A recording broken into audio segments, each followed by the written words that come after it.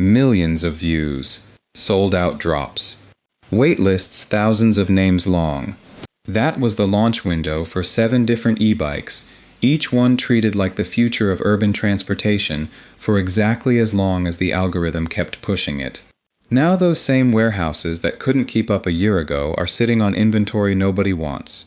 Discount codes stacking up in every inbox that once held a waitlist confirmation. Going viral was never the problem here. What happened after the views is, and it's rarely the reason anyone assumes. Let's count down the real reasons, starting with the smallest collapse and ending with the one that should have been impossible. Number 7. The bike that only worked in the ad. 2 seconds, that's how long it took the rider in the launch clip to unfold this commuter bike, hop on, and vanish into traffic. The video hit tens of millions of views inside a week.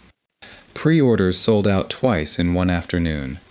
Real bikes started arriving a few weeks later, and the fold mechanism that looked effortless on camera suddenly needed both hands, a knee, and a bit of luck. Riders filmed their own attempts. The hinge jammed on camera almost every time. That comparison moved through timelines just as fast, except this time the brand had no control over the edit. Nothing about the bike itself was broken. It rode fine once you got it unfolded. But the entire pitch had been built on a single choreographed moment, and once that illusion cracked, refund requests piled up faster than support could process them. Comment sections turned brutal within days, filled with slow-motion breakdowns of the exact frame where the hinge caught. Customer service tried offering replacement mechanisms and video tutorials, but the damage had already spread past anyone willing to watch a fix. A 5-second clip built the brand. A different 5-second clip unbuilt it just as fast. Shopping secondhand right now puts you in a decent spot. Plenty of these bikes are floating around barely used, sold by people who gave up on the fold and never touched the frame otherwise. Try the mechanism yourself before you buy it, in person, with your own hands. Never trust the 7-second version. Number 6. The influencer bike with no bike shop behind it. Dozens of creators posted unboxings on the exact same morning, all timed to one coordinated launch window. It worked immediately.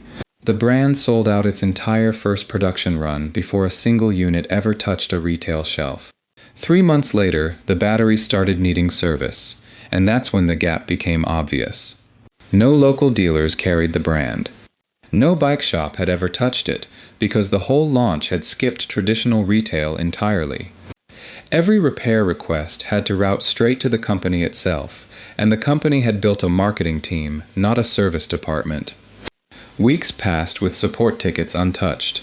Riders who'd loved the bike on day 1 were venting about it publicly by month 4, and those complaints traveled exactly as fast as the original hype once had, just pointed in the opposite direction.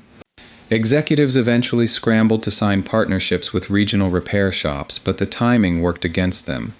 Trust doesn't rebuild on the same schedule it breaks on. New buyers who'd watched the complaint videos hesitated before ordering, and hesitation is the one thing a hype-driven brand can never really afford. Check your local options before buying one of these used. A bike with zero service network is only a good deal if you're comfortable turning wrenches yourself, or if you find a seller who's already found a shop willing to take it on. Number 5. The crowd-funded promise that outran the factory. A rendering and a single working prototype. That's all this cargo-style e-bike had when its crowdfunding campaign raised a startling amount in under a month. The pitch was specific and, on paper, completely irresistible. Real family hauling capacity, a price under $2,000, delivery within 6 months. Backers piled in fast.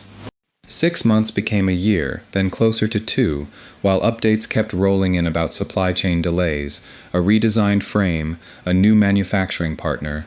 Each update reset the delivery clock and drained a little more goodwill from people who had already paid in full. Bikes that finally shipped looked noticeably different from the version backers had originally funded. Momentum never had a chance to build in retail, because the loudest conversation about the brand online was backers venting in comment sections, not new customers discovering the product for the first time. One backer summed it up in a widely shared post. She'd funded the bike for her daughter's 10th birthday and finally received it 2 weeks after her daughter turned 12. Stories like that circulated far more widely than any spec sheet the company ever published, and they're the reason retail shoppers stayed cautious long after the delays actually ended. Ask about the production batch if you're eyeing one of these secondhand today. Early units and later units can differ more than you'd expect from a bike carrying the same name, and knowing which one you're getting matters more than the sticker price. Number 4. The bike that was priced to go viral, not to survive. Not every struggling brand built a bad bike. Some built a price tag they could never keep. One fat tire model launched so cheap that comment sections openly called it a typo, convinced no company could build a real e-bike for that number. It wasn't a mistake. It was a strategy. Win attention first, worry about margins later. Huge sales numbers followed almost immediately. Then reality caught up, and the company had to raise prices on every model that came after, leaving early customers feeling like they'd been bait and switched the moment they compared notes with newer buyers. Trust eroded fast from there. Shoppers who remembered that original headline price walked straight past the new pricing, even though the later bikes held up noticeably better on paper. Resellers noticed the shift before the company's own marketing team did. Listings for the original runs started commanding a premium over some newer models, a strange twist for a brand that had built its whole identity on being the cheapest option on the market. Loyal early buyers, meanwhile, felt like they'd unknowingly funded the very price hikes that pushed everyone else away. Original units are still out there, and they're often the best deal in the entire lineup, priced below what they actually cost the company to make. Tracking one down means getting the version of the bike the brand itself couldn't afford to keep selling.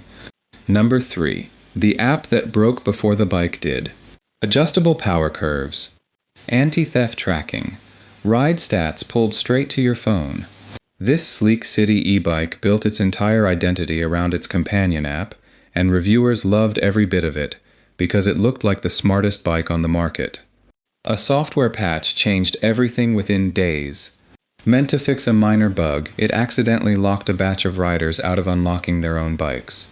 Engineers resolved it fast, but not before clips of stranded riders standing beside bikes they couldn't start spread further than the original marketing ever had. That single failure became the story, eclipsing hundreds of days the app had worked exactly as promised. Software failures stick in memory in a way hardware wear and tear simply doesn't, and that's precisely why sales slowed. New buyers now had one vivid, shareable reason to hesitate, even though nothing about the underlying hardware had ever broken in the first place. PR statements explaining the server-side fix went out within 48 hours, technically accurate and largely ignored. Nobody shares a company's apology tweet the way they share a stranded rider filming themselves in a parking lot. That asymmetry, more than the bug itself, is what actually cost the brand its momentum. Ask the seller to unlock and ride it in front of you before handing over any money. A bike that leans on an app is only as reliable as the servers still running behind it, so confirm those servers are actually maintained before you commit. Number 2. The comparison trap. This brand never did anything wrong on its own. It just launched into a market that had gotten crowded fast, full of near-identical competitors chasing the same audience with the same specs, the same colorways, and the same influencer partnerships within months of each other. Shoppers started treating all of them as interchangeable, and once that happened, price became the only thing that mattered. That's a race nobody wins for long. Whoever launched first captured the initial wave of attention, while everyone who followed split whatever demand was left over. Without the margin to survive a price war, none of them had actually chosen to start. None of these bikes were bad on their own merits. There simply wasn't enough oxygen left in the room for all of them to sell at a price that covered their real costs. Review roundups from that period read almost identically brand to brand, right down to the same 3 adjectives repeated in every headline. Readers stopped clicking after the second nearly identical article, and once attention drops, ad spend stops converting no matter how good the underlying product is. Buyers shopping this category today hold the advantage. Several genuinely well-built bikes are competing hard for attention right now, discounted because their makers need volume more than they need margin. Compare the actual specs directly, instead of chasing whichever one posted the most recent viral clip. Number 1. The hype cycle that outpaced the supply chain. Why does a viral e-bike actually stop selling? It's rarely the bike. It's the gap between how fast a video can spread and how slowly a factory can scale to meet it. Escape velocity hit almost by accident for one brand's launch clip, racking up views nobody on the marketing team had planned for. Orders arrived at 10 times the expected volume, and instead of pausing the campaign to let production catch up, the company kept the ads running, because pulling back on a viral moment feels like leaving money on the table. 4 to 6 weeks turned into 4 to 6 months for delivery windows that had been promised with total confidence. Customers who'd ordered in a rush of excitement waited so long that the excitement curdled into refund requests and public frustration. Both the company's fastest quarter and its angriest one were built by the exact same wave, back to back. Production finally caught up, eventually, but by then the online conversation had already moved on to the next viral bike.